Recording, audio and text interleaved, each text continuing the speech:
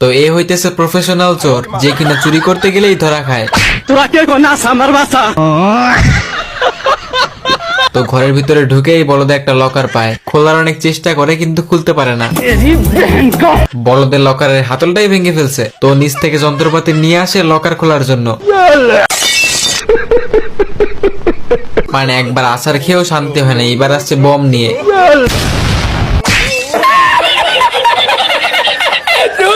লকারের ভিতরে সিংহ আছে বুঝতে পেরে লকার ফুটো করে তার ভিতরে বম ঢুকিয়ে দেয়। সিংহ বম বের করে এই বলদের প্যান্টের ভিতরে ঢুকিয়ে চলে যায়।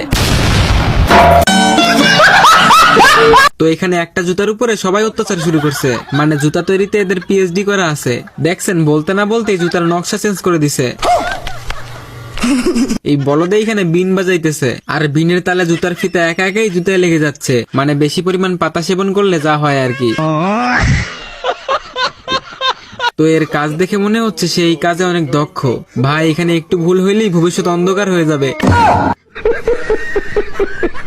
তো এই বলদে এখানে জুতা রং করতেছিল। হালায় জুতা রং করতে করতে তার মালিকের জিবা রং করে দিছে।